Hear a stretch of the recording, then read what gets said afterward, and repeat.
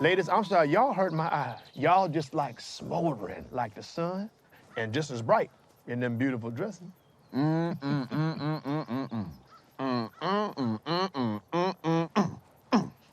Vagina. Lore Peace is back once again, but honestly, did you expect it not to be? Hi, I'm Vagabond Kana. This is One Piece chapter 1065, The Six Faces of Vegapunk. So this chapter starts off with Zoro and Brook right back at the Sunny, and we actually get to see Caribou.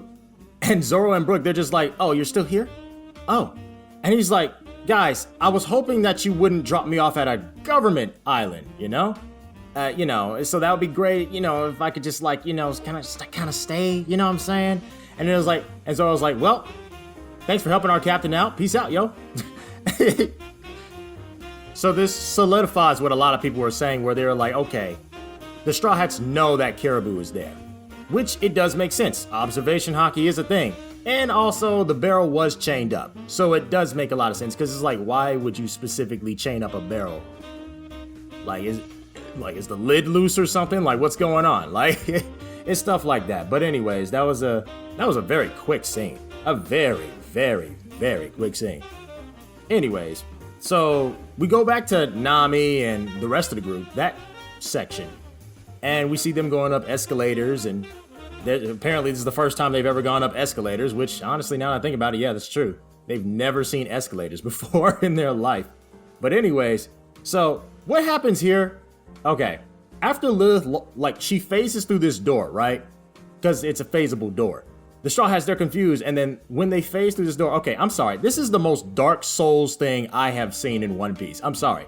They literally walk through a phased door, like a phaseable door, right? And as soon as they walk through that phaseable door, the first thing they see is a Seraphim Jinbei just sitting down in the center of the room. Legs folded, they're crossed and everything. Legs just crossed, he's just sitting down. And as soon as they get in the room, he just gets up and starts attacking them, and boss music starts playing. I'll tell you, that's the most Dark Souls thing I've seen.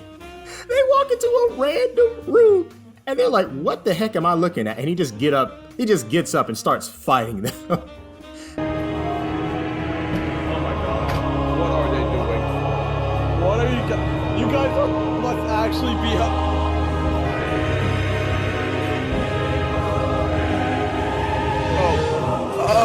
Oh God! That is the most video game-esque Dark Souls thing I've ever seen in One Piece. But anyways, so they really start fighting, and well, what's a very neat thing in this one is that Robin actually uses her Gigante Fleur, which, we haven't seen that since Wano. Honestly, it doesn't really feel like it's been that long ago, but we actually get to see that again. She actually uses some attacks, and she during their fight, they actually find out that this version of Jinbei has a devil fruit. And okay, I love what happens, because what he does, he dives into the ground and starts swimming in the ground. And Frankie's like, hold up, I know that move. Oh, hold on, I know that ability. That's Senior Pink's ability. So, okay, I'm gonna just go ahead and talk about this. I'm quite positive that Senior Pink is not dead. I'm quite positive he's still alive, because I think they probably just made their own devil fruits or something and gave it to him or whatnot.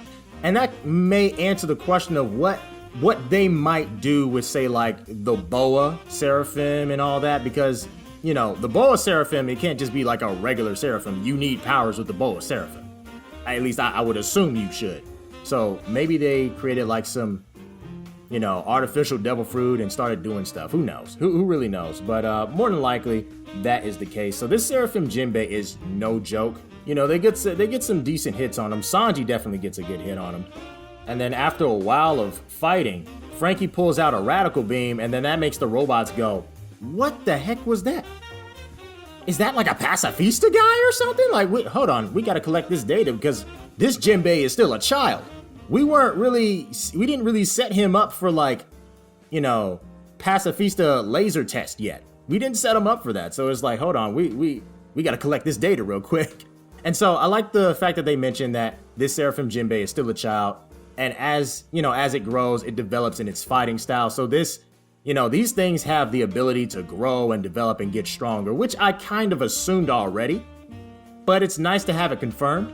So they're not just going to always be in child form. They're going to grow up and they're going to get stronger and they're going to be busted. Just think about it though. A Seraphim Jinbei, so his defenses are up, right? He also has flame abilities, but he's also a fishman. So he's got flame powers and water powers all together. It's kind of interesting. And then he could swim in the ground and just do all types of stuff. So he's going to be a fast swimmer because he's a fishman. And he can use the ground water or whatever. Like, you know how the ground turns to liquid? He can use the liquid from the ground in his fishman karate. Very interesting. I love that. That's very creative. I really do think that's kind of sexy. But anyways, we get to see all the other parts of Vegapunk, all the other minds of Vegapunk. And we're finally introduced to Edison, the flare version of Dr. Vegapunk, if I'm not mistaken. And then we're introduced to Pythagoras, which is the wisdom version of Dr. Vegapunk. Then we have York, the glutton or desire version of Dr. Vegapunk. And then we're introduced to Shaka, full body and all. It's not just a helmet this time. Full body, Shaka, which is the logic version of Dr. Vegapunk. And so Frankie goes, Dr. Vegapunk, look, dude, you and I would get along perfectly. What kind of gadgets do you have, man? We need to hang out, you know what I'm saying? You can teach me some stuff, you know? And he was like, and he said something about the future. He was like, oh man, so this island is of the future? This is what a future island will look like? And Dr. Vegapunk, Shaka, says, this isn't a future island.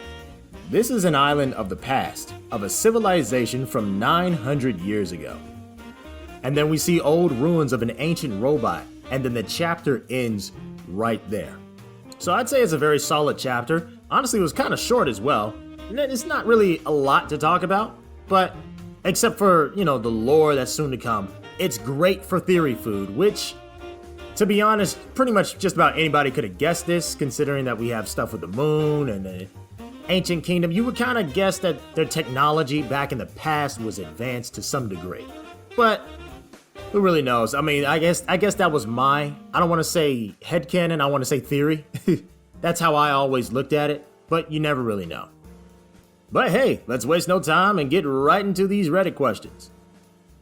Okay, we're going straight over to our pirate folk, because our One Piece, every comment is boring. Every single one of them. So, this means that Senior Pink is probably dead. No, he's not dead, dude. He's not dead. At least I highly doubt. I think it's really more so of an artificial devil fruit kind of thing going on. Sanji fans coming out of nowhere to tell you that Zoro's the worst character in fiction. What the heck, man? Bone chilling. See, look at this. This screams boss music. This whole thing right here. Like, look at this mess. This straight up just screams boss fight. Okay, here's a post right here. King Sanji, I should have never doubted you. This one says, I owe you an apology. I wasn't really familiar with your game. Okay, so the reason why he posted this was because the leakers, the trash, garbage leakers that we have that lie on an hourly basis, they do this thing. They did this thing where they lied about Sanji, where he kicked Jinbei, and then it did no damage, and then Sanji broke his leg. Guys, for the love of God, we need to stop, especially on our pirate folk and Twitter, we need to stop listening to these leakers. They lie a little too much. Either they're lying or they don't know how to freaking read or what's going on. I have no idea where they're getting their information from, but they suck. Stop listening to leakers. And I'm talking about specifically leakers, not the spoilers. Because, like, the official spoilers, when they come out, they're usually more legitimate, right? But, like, the leakers, they're just, oh my goodness. I will never forget the time where they had, back in chapter, I think, the spoilers for 1056 or 1057. It's probably 1056. And they were like, oh, in this one, Yamato runs off to jump on the Straw Hat crew and sails away with the Straw Hats. Which, we all know, the exact opposite of that happened. So I don't know where they got their information from, but they suck. They're garbage at their job. And then they also said Carrot was the Duke of the Night and Wanda was the Duke of the Day, which also did not happen. You can't read. Anyways, whatever. Whatever, dude.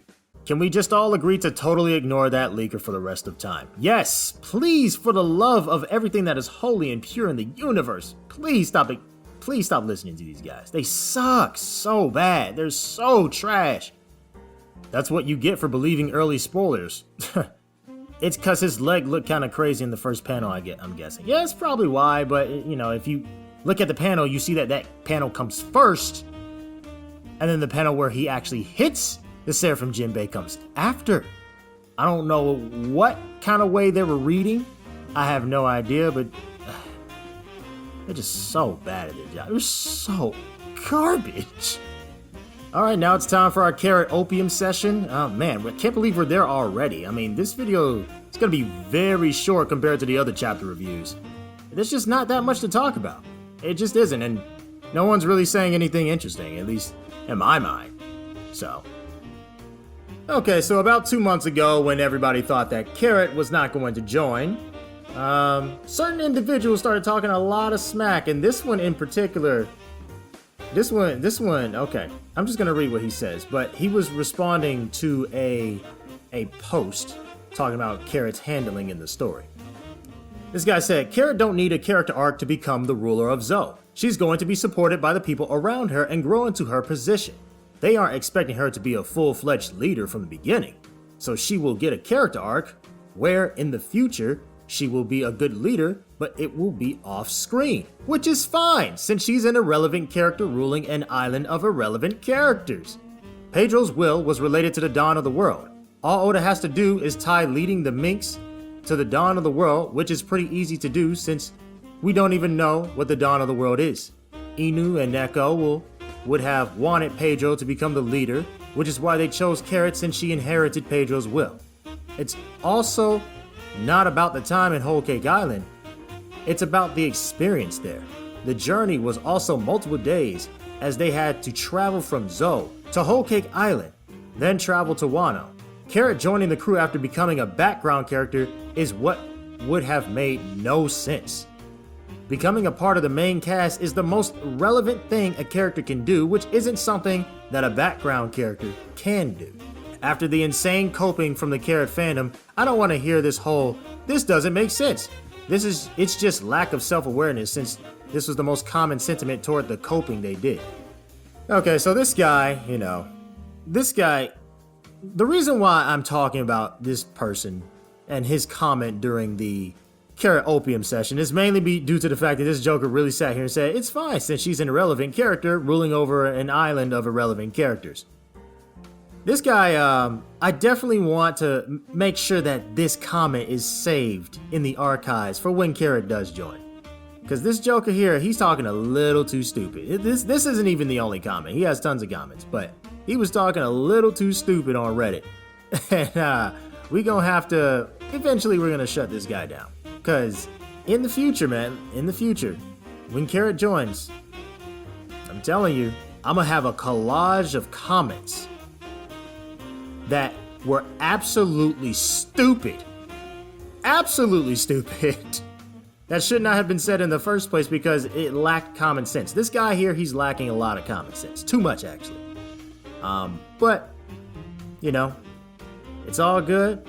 We're gonna be calm for right now. Our day is coming. I'm telling you, our day is coming and you can't stop it. You just can't stop it. But it's funny because this was back when he posted a comment, this was back when 1060 happened, when the Straw Hat sailed away, right? And they had, they just took that as, oh, okay, we won, it's over.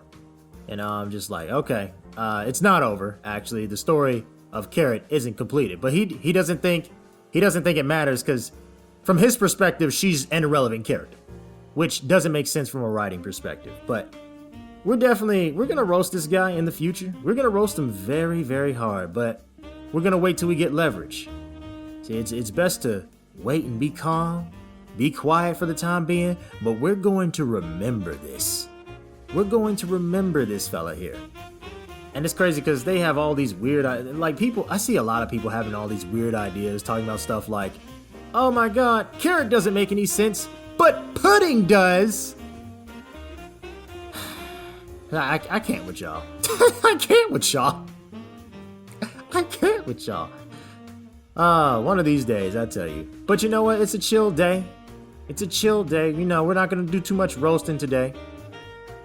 But we're going to remember these comments. I'm going to do, hopefully, each and every single time I do a Carrot Opium session. Just about every single time. I'm going to try to save one of these very ignorant comments. So when I put in a collage video of me just straight up roasting, like straight up carrot haters.